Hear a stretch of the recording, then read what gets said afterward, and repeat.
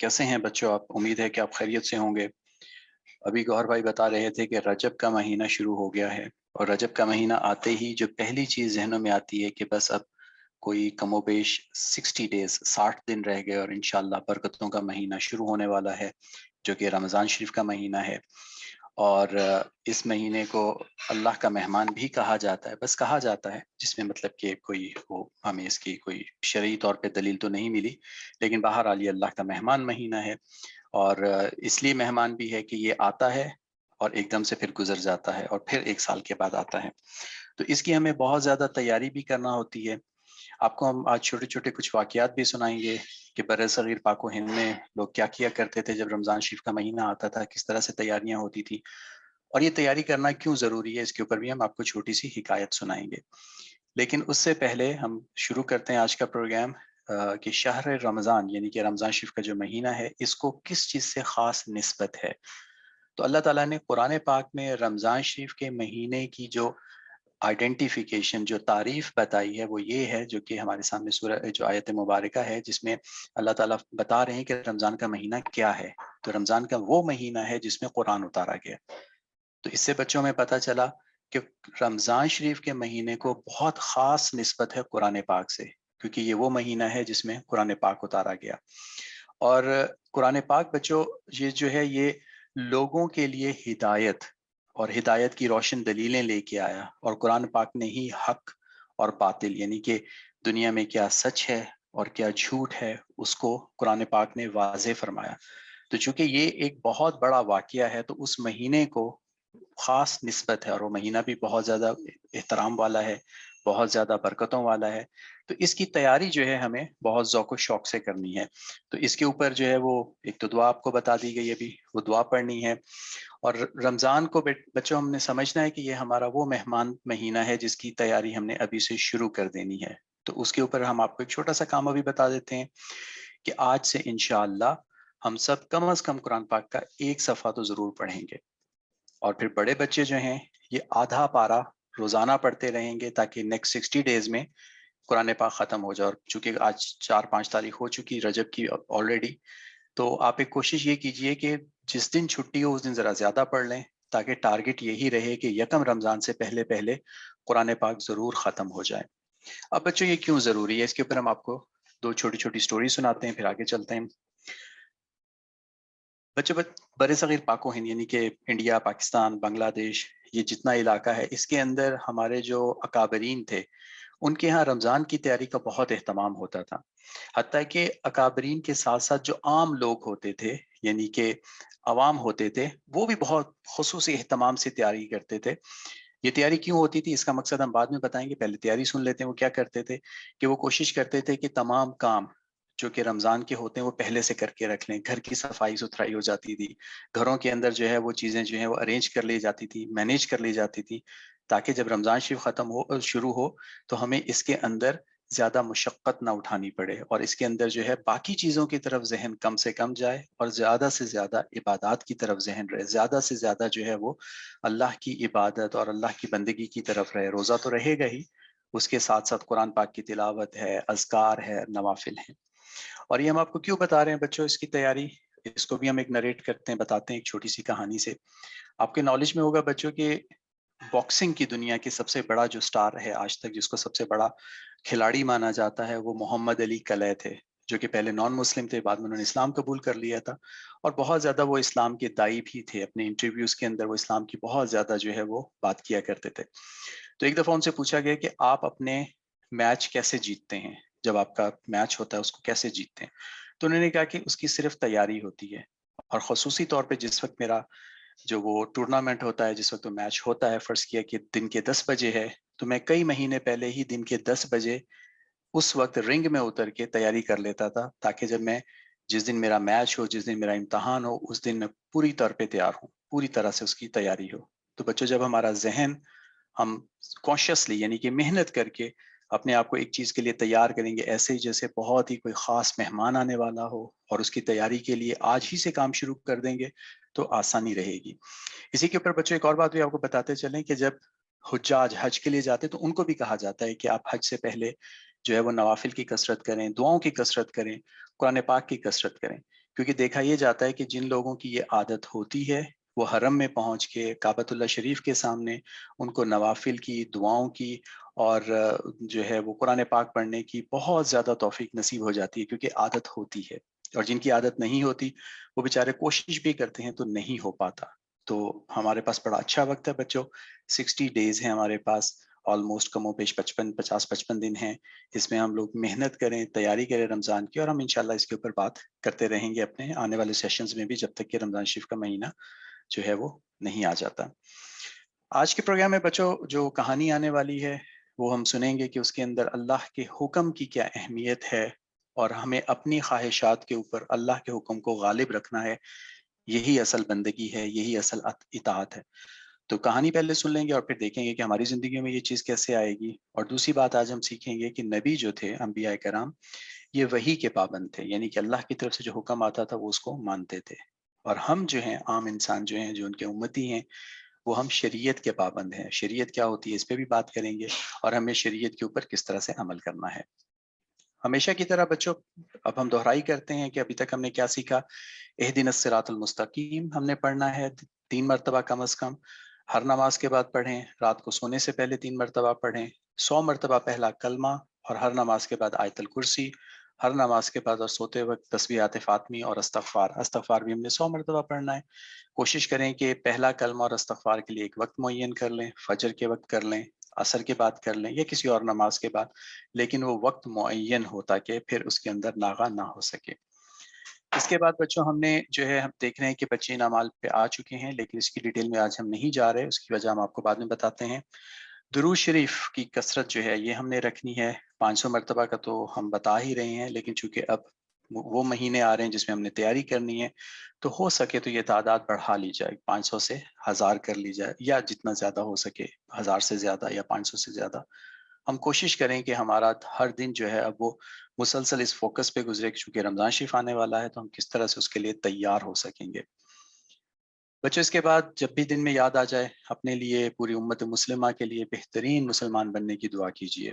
بچوں ہوتا ایسا ہے کہ جب ایک کسی مقام کے اوپر، آپ کے گھر کے اوپر، آپ کے کمرے کے اندر، آپ کے دل میں ہی یہ جب دعا آئے گی تو اس کے اثرات اللہ تعالیٰ جو ہیں وہ پوری دنیا کے اوپر لے کے آئیں گے۔ پوری دنیا کے اندر جو ہے وہ اس کے اثر آئے گا، بہت کم آئے گا، لیکن جب یہ بڑھتی جائیں گی دعائیں اور اس کے لیے کوششیں بڑھتی جائیں گی تو انشاءاللہ رفتہ رفتہ جو ہے وہ ہم سب بہترین مسلمان بنتے چلے جائیں گے۔ وہ بہترین جو کہ جس کا ہمیں قرآن پاک میں حکم آیا ہے یا احادیث نبی صلی اللہ علیہ وسلم میں تاکید آئی ہے، ہم ویسے اچھے مسلمان بن سکیں گے۔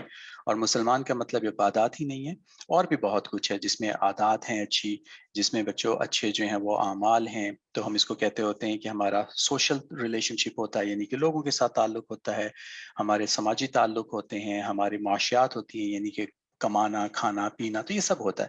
تو اس سلسلے میں پھر ہم نے یہ سلسلہ شروع کیا ہوا تھا کہ ہم لوگ جو ہیں وہ اچھی عادتیں سیکھ سکیں، جس میں سلام کی سب سے پہلے بات ہوئی تھی، جس کے اوپر ہم نے بہت ساری چیزیں بھی بتائی تھی آپ لوگوں کو کہ اسلام کے اندر جو ہے وہ اس کی کیا برکات ہیں، کیا رحمتیں ہیں۔ تو سلام جو ہے وہ ایک دعا ہے اور اسلامی شناخت کی علامت ہے۔ سب سے بہترین امت محمد صلی اللہ علیہ وسلم کی ہے، اور جو اس کے اندر چیزیں بتائی گئی ہیں بچوں یہ سب سے شاندار ہیں۔ پھر ہم نے بات کی تھی کہ اللہ کریم کو خوش کرنے کے لیے اللہ کریم کی مخلوق سے محبت کریں، وہ چاہے چرند ہوں، پرند ہوں، پودے ہوں یا انسان ہو، آپس میں خیر خواہی رکھیے۔ بچے اپنے دوستوں کے ساتھ، رشتہ داروں کے ساتھ بہت اچھے طریقے سے، عزت کے ساتھ ملیں، ان کو مخاطب اچھے طریقے سے کریں اور ان کی بھلائی کی کوشش کرتے رہیں۔ کسی کا مذاق مت اڑائیں، نہ ملنے سے پہلے نہ ملنے کے بعد۔ کوئی اگر چلا جاتا ہے اٹھ کے تو اس کی ایبسنس میں، اس کی غیر موجودگی کے اندر کوئی ایسی بات نہ کریں کہ اس کے جو ہے مذاق اڑا اس میں محسوس ہو، کیونکہ اس سے تکبر بھی ہوتا ہے اور یہ غیبت میں بھی آتا ہے۔ اور اللہ کے بندوں کو کہ مذاق اڑانے سے اللہ کریم ناراض ہوتے ہیں، غیبت سے بھی اللہ تعالیٰ ناراض ہوتے ہیں۔ پرانے وقتوں میں کہتے تھے جو بچہ جھوٹ بولتا ہے یا غیبت کرتا ہے اس کے منہ سے اتنی بدبو آتی ہے کہ فرشتے دور ہو جاتے ہیں۔ یہ ترغیب کے لیے بولا جاتا تھا کہ بچے جو ہیں وہ غیبت سے اور جھوٹ سے پرہیز کریں تاکہ ان کے منہ جو ہیں وہ اس علت سے، اس برائی سے دور رہیں۔ اللہ تعالیٰ جو ہے ہم سب کو اس پہ عمل کرنے کی توفیق عطا فرمائے۔ کھانا اور اللہ پاک کی باقی جتنی نعمتیں ہیں، پانی ہے، وقت ہے، بچوں اس کو ضائع ہونے سے بچائیں کانشیسلی، یعنی کہ ہر وقت ہر دن اٹھا کریں تو یہ ایک ذہن میں بنا لیں کہ آج پوری کوشش کرنی ہے کہ میرا وقت ضائع نہ ہو، کھانا ضائع نہ ہو، پانی ضائع نہ ہو، اور اللہ نے جو صحت دی ہے اس کو مینٹین رکھیں. یہ اچھی اچھی نیتیں کر کے ہم صبح اٹھیں اور پھر پورا دن اس کے مطابق گزاریں انشاءاللہ. اور حرص سے بچیں، لالچ نہ ہو کہ جو ہے مجھے یہ بھی چاہیے، مجھے وہ بھی چاہیے. جو مل گیا اس پہ اللہ کا شکر، جو نہیں ملا اس کے اوپر جو ہے وہ قناعت ہونی چاہیے دلوں کے اندر کہ اللہ تعالیٰ کی بہت کوئی اس میں بھلائی اور بہتری ہوگی کہ کوئی چیز ہمیں نہیں مل سکی. اسکپ کرتے ہیں بچوں یہ سیشن اور چلتے ہیں دعا کی طرف جو کہ ہماری چل رہی ہے. بچوں یہ دعا ہم نے تاقیداً ہر نماز کے بعد ہو سکے تو پڑھیں، تشہد میں یعنی کہ جب اتحیات میں بیٹھتے ہیں تو اس کے آخر میں بھی پڑھی جا سکتی ہے. دن میں جب یاد آ جائے تو یہ دعا پڑھتے رہا کریں. چلتے پھرتے دعاؤں کا جو ہے سلسلہ جاری رکھیں، اس سے آپ حفاظت میں بھی رہیں گے انشاءاللہ. اور اس کے ساتھ جو ہے وہ اللہ تعالیٰ آپ کے کام سنوار دیں گے. جب کام سنورنے پہ آتے ہیں بچوں، پھر وقت کے اندر بھی برکت ہو جاتی ہے، صلاحیتوں کے اندر بھی برکت ہو جاتی ہے. اور پھر انسان سے اللہ تعالیٰ ایسے ایسے کام لیتا ہے جو کہ انسان خود بھی نہیں سوچ سکتا کہ میرے اندر تو یہ طاقت ہی نہیں تھی، یہ اللہ نے مجھ سے کس طرح سے عجیب طریقے سے کام لے لیا. تو بچوں دعاؤں کا بہت اہتمام رکھیں. اور اس میں یہ دعا جو ہے ربنا آتینا فی الدنیا حسنۃ وفی الآخرۃ حسنۃ وقنا عذاب النار بہت زیادہ معمول رکھیں، کیونکہ اس میں دنیا آخرت دونوں کی بہترین چیزیں اللہ سے مانگی گئی ہیں. حسن یعنی کہ بہترین جو ہے وہ مانگی گئی ہیں چیزیں. تو بہترین اللہ تعالیٰ ہمیں دنیا بھی عطا فرمائے، آخرت بھی. اور آخرت میں عذاب کے آگ کے عذاب سے جو ہے اللہ تعالیٰ ہماری حفاظت فرما دیں. آمین ثم آمین.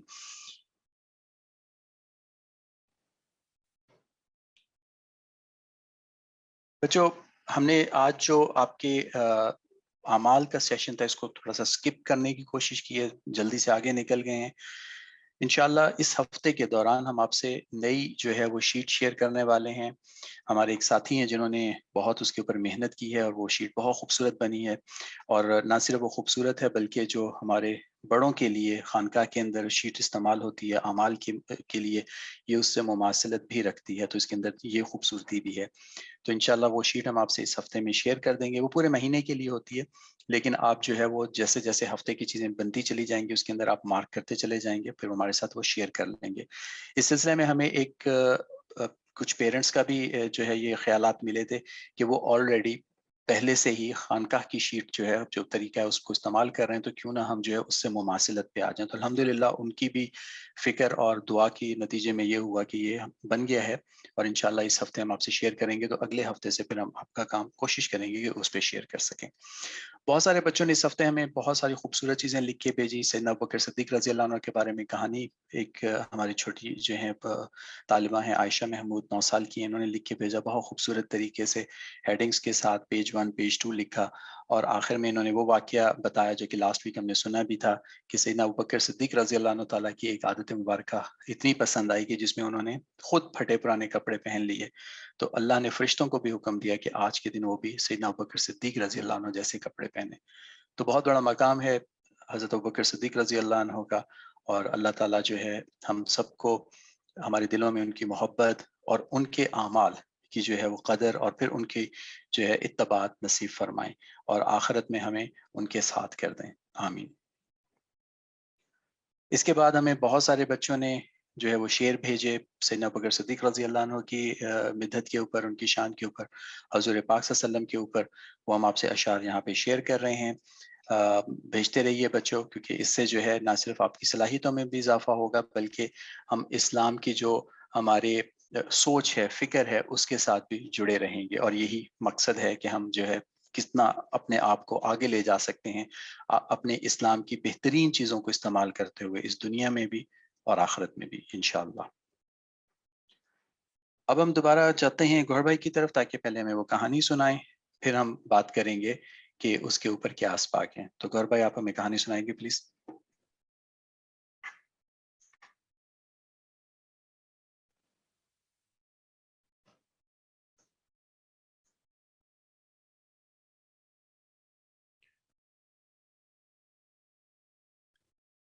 ایک بار پھر السلام علیکم ورحمۃ اللہ وبرکاتہ. تو پیارے بچوں، آج کی کہانی ہے حضرت اسماعیل علیہ السلام کے بارے میں. بچوں جیسے کہ ہم نے آپ کو بتایا تھا کہ حضرت ابراہیم علیہ السلام بابل سے ہجرت کر کر شام یعنی سیریا کی طرف تشریف لے گئے. ان کے ساتھ ان کی بیوی حضرت سیدہ سارہ علیہ السلام بھی تھیں. وہاں پر شام کے بادشاہ نے ایک کنیز حضرت حاجرہ علیہ السلام کو ان کی خدمت میں پیش کیا۔ تو حضرت سارہ کے ساتھ حضرت حاجرہ بھی رہتی تھیں۔ حضرت سارہ علیہ السلام کے گھر بہت عرصے تک کوئی اولاد نہیں تھی، تو اس بارے میں وہ بہت پریشان ہوتی تھیں۔ بہت عرصہ گزر گیا تو انہوں نے حضرت ابراہیم علیہ السلام سے درخواست کی کہ آپ حضرت حاجرہ علیہ السلام سے شادی کر لیں۔ اس طرح حضرت ابراہیم علیہ السلام نے حضرت حاجرہ علیہ السلام سے شادی کر لی۔ اللہ تعالیٰ نے ان کو ایک بہت ہی پیارا سا بیٹا عطا فرمایا، اس کا نام اسماعیل علیہ السلام تھا۔ حضرت اسماعیل علیہ السلام بچپن سے ہی بہت پیارے اور بہت خوبصورت تھے، اور حضرت ابراہیم علیہ السلام اور سب ان کو بہت زیادہ پیار کیا کرتے تھے۔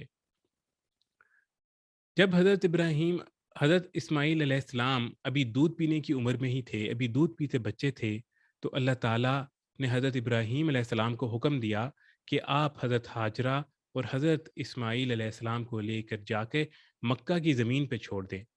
بچوں، اس وقت مکہ کی سرزمین بالکل ویران اور بنجر صحرا اور پتھریلی ہوا کرتی تھی۔ اس کے اندر نہ کوئی پانی تھا، نہ کوئی اور چیز تھی، نہ کوئی وہاں پر آباد تھا، نہ کوئی وہاں پر رہتا تھا۔ آج کل تو وہاں پر خانہ کعبہ ہے، اس وقت ایسا کچھ بھی نہیں ہوتا تھا۔ حضرت ابراہیم علیہ السلام نے اللہ تعالیٰ کے حکم کو مانا اور فوراً اپنے چھوٹے سے بیٹے اور حضرت حاجرہ علیہ السلام کو لے کر مکہ کی سرزمین پر پہنچ گئے۔ اس ویران لکو لک صحرا کے اندر ان کو چھوڑ کر واپس چلنے لگے۔ حضرت حاجرہ علیہ السلام نے جب حضرت ابراہیم علیہ السلام کو واپس جاتے دیکھا تو انہوں نے پوچھا کہ آپ ہمیں ادھر کس کے پاس چھوڑ کے جا رہے ہیں؟ یہاں تو ہم بالکل اکیلے ہیں، ہمارے پاس تو کھانے کے لیے بھی اتنا کچھ نہیں ہے، اور یہاں پر تو پانی بھی نہیں ہے، آپ ہمیں کس کے پاس چھوڑ کے جا رہے ہیں؟ حضرت ابراہیم علیہ السلام بالکل چپ رہے، کیونکہ اللہ کی طرف سے ان کو بولنے کا حکم نہیں تھا۔ حضرت حاجرہ علیہ السلام نے پھر پوچھا کہ آپ ہمیں کس کے پاس چھوڑ کے جا رہے ہیں، ہمیں کیوں چھوڑ کے جا رہے ہیں؟ لیکن حضرت ابراہیم علیہ السلام پھر بھی خاموش رہے۔ اس کے بعد جب کئی بار حضرت حاجرہ علیہ السلام نے پوچھا اور حضرت ابراہیم علیہ السلام خاموش رہے، تو پھر حضرت حاجرہ علیہ السلام نے پوچھا کہ کیا آپ کو اللہ تعالیٰ نے حکم دیا ہے کہ آپ ہمیں یہاں پر چھوڑ دیں؟ تو اس کے اوپر حضرت ابراہیم علیہ السلام کو اجازت تھی جواب دینے کی، تو انہوں نے جواب دیا کہ ہاں، میں اللہ تعالیٰ کے حکم سے ہی تمہیں یہاں چھوڑ کے جا رہا ہوں۔ اس کے بعد حضرت حاجرہ علیہ السلام نے فرمایا کہ پھر اللہ تعالیٰ ہمیں ضائع نہیں کریں گے۔ اس کے بعد حضرت ابراہیم علیہ السلام ان کو چھوڑ کے وہاں پر چھوٹے سے بچے حضرت اسماعیل علیہ السلام جو بھی دودھ پیتے تھے، وہ حضرت حاجرہ علیہ السلام کو اکیلے ویران صحرا کے اندر چھوڑ کر وہاں سے چل گئے۔ جب بہت دور چلے گئے، جہاں سے ان کو نظر بھی نہیں آتے تھے بچے اور حضرت حاجرہ علیہ السلام، تو وہاں جا کر انہوں نے اللہ تعالیٰ سے دعا کی ان کی بہتری کے لیے اور اس سرزمین کی خوشحالی کے لیے۔ اس کے بعد وہ اللہ تعالیٰ کے حکم کے مطابق واپس اپنے گھر چلے گئے۔ حضرت حاجرہ علیہ السلام اور حضرت اسماعیل علیہ السلام کے پاس جو تھوڑا سا پانی اور کھجوریں تھیں، اس کے اوپر انہوں نے گزارا کیا۔ کچھ ہی دیر میں وہ کھجوریں اور پانی ختم ہو گیا، اور حضرت اسماعیل علیہ السلام کے لیے دودھ بھی نہ پیا، دودھ بھی نہ بچا جس کو وہ پی سکتے تھے۔ حضرت ابراہیم علیہ السلام بھوک سے پیاس سے رونے لگے۔ آس پاس کہیں پر پانی نہیں تھا۔ حضرت حاجرہ علیہ السلام نے آس پاس دیکھا، کہیں پر پانی نظر نہیں آ رہا تھا۔ حضرت حاجرہ علیہ السلام سے حضرت اسماعیل علیہ السلام کی بھوک اور پیاس برداشت نہیں ہو رہی تھی۔ انہوں نے دیکھا کہ وہ زمین پہ لیٹے لوٹ رہے ہیں، تو حضرت حاجرہ علیہ السلام نے کوشش کی کہ قریب پہاڑ ہے، میں وہاں جا کر دیکھتی ہوں۔ تو وہ بھاگ کے قریب ہی ایک پہاڑ کے اوپر چڑھ گئیں۔ یہ وہ پہاڑ ہے جس کو آج ہم صفا کے نام سے جانتے ہیں۔ اس پہاڑ پہ چڑھ کے انہوں نے دیکھا کہ شاید کہیں سے کوئی قافلہ آ رہا ہو، کوئی پانی مجھے نظر آ جائے تو میں وہ پلا دوں، لیکن وہاں پر ان کو کچھ نظر نہیں آیا۔ پھر واپس آئیں۔ واپس آتے ہوئے راستے میں جگہ آتی تھی جہاں سے ان کو حضرت اسماعیل علیہ السلام نظر نہیں آتے تھے، وہاں سے وہ دوڑ کے آتی تھی کہ کہیں میں دیکھوں حضرت اسماعیل علیہ السلام کو کوئی نقصان تو نہیں پہنچا، تو وہاں سے وہ دوڑ کے آئیں، اور اس کے بعد حضرت اسماعیل علیہ السلام کو دیکھا۔ پھر ایک دوسری سائڈ پہ ایک اور پہاڑی تھی جس کو ہم مروا کہتے ہیں، آج جس کو مروا کہا جاتا ہے، اس کی طرف بھاگی، اس پہاڑی پہ چڑھی۔ اس پہ چڑھ کے انہوں نے دیکھا کہ دوسری طرف سے کوئی قافلہ تو نہیں آ رہا، کوئی پانی مل جائے، کوئی اور چیز مل جائے، لیکن وہاں بھی نہیں ملا۔ پھر واپس آتی، پھر جاتی۔ اس طرح دونوں پہاڑیوں کے درمیان حضرت حاجرہ علیہ السلام نے 7 چکر لگائے، کیونکہ وہ بہت پریشان تھیں اور حضرت اسماعیل علیہ السلام کے لیے پانی ڈھونڈ رہی تھیں، کھانا ڈھونڈ رہی تھیں، جو کہ ان کو نہیں مل رہا تھا۔ 7ویں چکر کے بعد ان کو ایک آواز سنائی دی، اور وہ آواز حضرت اسماعیل علیہ السلام جہاں پر لیٹے ہوئے تھے وہاں سے آ رہی تھی۔ انہوں نے اس کو بہت غور سے سنا، اور پھر انہوں نے دیکھا کہ حضرت اسماعیل علیہ السلام کے پاس ایک فرشتہ ہے، اور اس فرشتے نے زمین کے اوپر پاؤں مارا، جس کی وجہ سے زمین کے اندر سے پانی پھوٹنے لگ گیا۔ جیسے ہی حضرت حاجرہ علیہ السلام نے زمین میں سے پانی نکلتا دیکھا تو وہ بھاگ کے گئی، انہوں نے اپنے ہاتھ کے اندر پانی لیا اور فوراً حضرت اسماعیل علیہ السلام کو پلایا۔ اور بچوں، یہ پانی وہی پانی ہے جس کو ہم زمزم کہتے ہیں۔ اس طرح آب زمزم یعنی زمزم کے پانی کا آغاز ہوا اور زمین سے زمزم کا پانی نکلنا شروع ہوا۔ تو اس کے بعد حضرت حاجرہ علیہ السلام نے خود بھی پیا اور حضرت اسماعیل کو بھی پلایا، اور انہوں نے دیکھا کہ کہیں یہ پانی پھیل نہ جائے بہت زیادہ، تو انہوں نے اس کو کہا زمزم۔ زمزم عربی زبان کا لفظ ہے جس کا مطلب ہے رک جاؤ۔ تو وہ پانی رک گیا اور بہت زیادہ نہ نکلا، جتنی ضرورت تھی اتنا ہی نکلا۔ تو آہستہ آہستہ وہاں پر پانی کا چھوٹا سا تالاب سا بنا لیا۔ اس کے بعد حضرت حاجرہ علیہ السلام حضرت اسماعیل علیہ السلام کے ساتھ وہیں پر اس پانی کے کنارے رہنے لگیں۔ آہستہ آہستہ وہاں پر پرندے آنے لگ گئے، کیونکہ صحرا تھا اور دور دور تک پانی نہیں ہوتا تھا، جہاں بھی پانی ہوتا تھا وہاں پر پرندے آ کر بھی پانی پیا کرتے تھے۔ تو وہاں پر پرندے بھی آنے لگ گئے۔ قریب ہی سے ایک قافلہ گزر رہا تھا، قافلے نے دور سے ان پرندوں کو دیکھا تو ان کو خیال ہوا کہ شاید یہاں پر کوئی پانی ہو۔ تو انہوں نے اپنے ایک بندے کو بھیجا کہ دیکھیں کہ وہاں پر کوئی پانی تو نہیں ہے۔ انہوں نے آ کر دیکھا تو یہاں پر تو پانی تھا۔ سب قافلے والے وہاں پر آ گئے، انہوں نے حضرت حاجرہ علیہ السلام سے وہاں پر بیٹھنے کی اجازت چاہی، انہوں نے اجازت دے دی، اور وہاں سے پانی لینے کی بھی اجازت چاہی، انہوں نے اس کی بھی اجازت دے دی۔ اس علاقے میں بچوں دور دور تک پانی نہیں ہوتا تھا، تو پانی لینے کے لیے ان کو بہت دور جانا پڑتا تھا۔ اس لیے کچھ قافلے والے وہیں پر رک گئے، اور وہیں پر انہوں نے اپنے خیمے لگا لیے اور وہیں پر رہنا شروع کر دیا۔ آہستہ آہستہ اور قافلے گزرے، اور جب لوگوں کو اس کا پتہ لگا تو بہت سے لوگوں نے اس جگہ پر آ کر اپنے خیمے لگا لیے، اور کرتے کرتے وہاں کی آبادی بڑھنا شروع ہو گئی۔ اس طرح حضرت حاجرہ علیہ السلام اور حضرت اسماعیل علیہ السلام کا بھی وہاں پر دل لگنے لگا کہ بہت سارے لوگ بھی ان کو وہاں پر مل گئے۔ کچھ عرصے کے بعد جب حضرت اسماعیل علیہ السلام کی عمر تقریباً 10 سال تھی، تو اللہ تعالیٰ نے حضرت ابراہیم علیہ السلام کو ایک اور حکم دیا۔ حضرت ابراہیم علیہ السلام بیچ میں بھی کئی بار آ کر حضرت اسماعیل علیہ السلام سے اور حضرت حاجرہ علیہ السلام سے ملتے تھے اور پھر واپس چلے جاتے تھے۔ تو ہوا کچھ یوں کہ حضرت ابراہیم علیہ السلام کو خواب آیا، اور خواب میں انہوں نے کیا دیکھا کہ وہ اپنے پیارے بیٹے یعنی حضرت اسماعیل علیہ السلام کو ذبح کر رہے ہیں۔ بچوں، جو نبی ہوتا ہے، اللہ کا نبی، اس کا خواب ہمیشہ سچا ہوتا ہے اور وہ وہی ہوتا ہے۔ تو یہ خواب کے اندر اللہ تعالیٰ کی طرف سے ان کو حکم تھا۔ اب بیٹے کو ذبح کرنا ایک بہت مشکل کام تھا، لیکن انہوں نے اللہ تعالیٰ کے حکم کے آگے بالکل آواز بلند نہیں کی، اور فوراً اس کو من مانا، کیونکہ وہ اللہ کے نبی تھے، اور اللہ کے نبی اللہ کا ہر حکم مانتے ہیں۔ تو اور اس کے بعد وہ حضرت اسماعیل علیہ السلام کے پاس آئے۔ انہوں نے حضرت اسماعیل علیہ السلام کو کہا کہ میں نے اس طرح خواب دیکھا ہے کہ میں آپ کو خواب میں ذبح کر رہا ہوں، تو آپ کا اس کے بارے میں کیا خیال ہے؟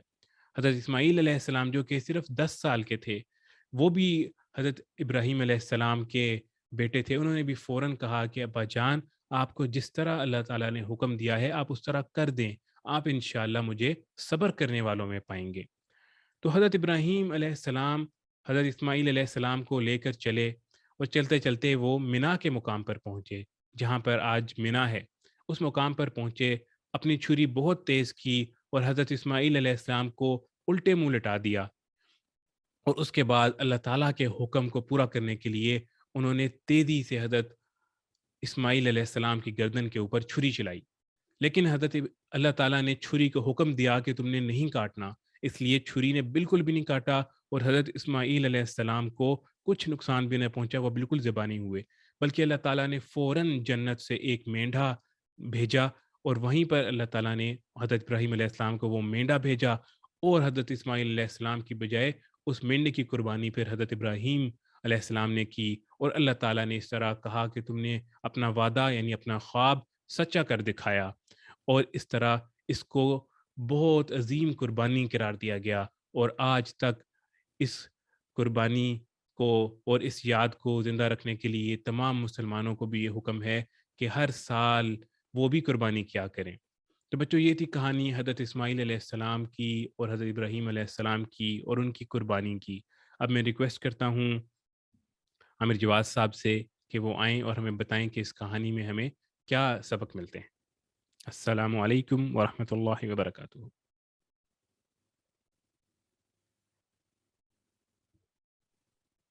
वालेकुम अस्सलाम वरहमतुल्लाहि वबरकातुहू। तो बच्चों, अभी हम जो है इस अजीम कुर्बानी, मोहब्बत और खलूस की दास्तान सुन रहे थे, जो कि सैयदना इब्राहीम अलैहिस्सलाम और सैयदना इस्माइल अलैहिस्सलाम से है।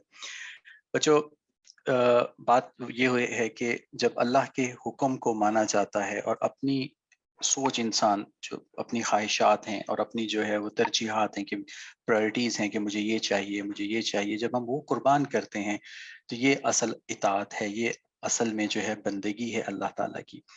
तो अब देखें कि ये वाक़यात का जितना सिलसिला है, जो कि मिना के अंदर हुआ और फिर उसके बाद जो है वो सैयदना इब्राहीम अलैहिस्सलाम ने जो है वो कुर्बानी करने की कोशिश की, तो अल्लाह ताला ने उसका रहती दुनिया तक के लोगों के लिए जो है उसको इबादत का सिलसिला बना दिया। किसी ने पूछा कि जब हम ये रमी करते हैं, यानी कि शैतान को पत्थर मारे जाते हैं हज के दौरान, तो इससे शैतान को क्या होता होगा? तो फरमाया गया कि शैतान को पत्थर से ज़्यादा सुन्नत की तकलीफ होती है। तो बच्चों, ये सबक है हमारे लिए बहुत इम्पोर्टेंट कि सुन्नत के ऊपर, शरीयत के ऊपर चलना जो है, ये जो है ये असल शिकस्त है शैतान के लिए, कि जब हम शरीयत के ऊपर चलते हैं, अल्लाह के अहकामात के ऊपर चलते हैं, अपनी ख्वाहिशात को कंट्रोल कर देते हैं। आपने शुरू में सुना ही था कि सैयदना इस्माइल अलैहिस्सलाम बहुत खूबसूरत बच्चे थे, जो भी देखता था उनसे बहुत ज़्यादा प्यार करता था। तो उनको एक तो लकोदक सहरा में छोड़ देना, और फिर जब अल्लाह का हुक्म आया तो इस हद तक सैयदना इब्राहीम अलैहिस्सलाम जो है वो तैयार थे कि अल्लाह के लिए कुर्बान कर दिया जाए। लेकिन अल्लाह पाक बहुत मेहरबान है, बहुत रहीम है। ये चीज़ें जो हैं ये नबियों के लिए थी, आम इंसानों के लिए तो बिल्कुल नहीं होती। और आज हमारे लिए जो हुक्म है कि बजाय उसके हमें जानवरों की कुर्बानी करनी होती है, जो कि हमारे लिए ईद उल अज़हा बन गया। और आज पूरी मुसलमान दुनिया जो है आज तक उसकी याद में 10 ज़िलहज को जो है वो न सिर्फ ईद मनाती है बल्कि कुर्बानी भी करते हैं। और ये एक सिंबॉलिक चीज़ है, यानी कि एक तरह से एक निशानदेही है कि हम अपनी ख्वाहिशात को, हम अपने जिन चीज़ों से मोहब्बत होती है उनको कुर्बान करें अल्लाह के लिए। सुबह उठना मुश्किल होता है, इसको कुर्बान करें अल्लाह के लिए। 5 वक़्त की बाजमात नमाज़ पढ़ना मुश्किल है, इसको कुर्बान करें अल्लाह के लिए। और जो वक़्त हमारे पास फ़ारिग है उसमें या तो हम सेहतमंदाना एक्टिविटीज़ करें, जैसे कोई वर्जिश वग़ैरह, या फिर ये है कि अल्लाह ताला की चीज़ों के ऊपर अमल करें, यानी कि कुरान पाक पढ़ना है, नवाफ़िल हैं, तस्बीहात हैं। और इसीलिए बच्चों, ये कहा जाता है कि कुर्बानी के जानवर को अच्छी तरह से पालना चाहिए, उसके साथ मानूस हो जाना चाहिए, ताकि जब उसकी कुर्बानी आती है तो महसूस हो कि वाक़ईतन कोई चीज़ जो है हमसे छूट रही है, और उस दर्द, उस फ़िक्र में हम उस फ़िक्र पे आ सकें कि हमारी आखिरत जो है वो संवर सके और हम अल्लाह ताला के अहकामात पर आ सकें। बच्चों, एक तो बात ये थी, और दूसरी बात ये है कि अल्लाह का हुक्म हर मोहब्बत और हिकमत पर गालिब रखना है, कि हमें इसकी पूरी कोशिश करनी है।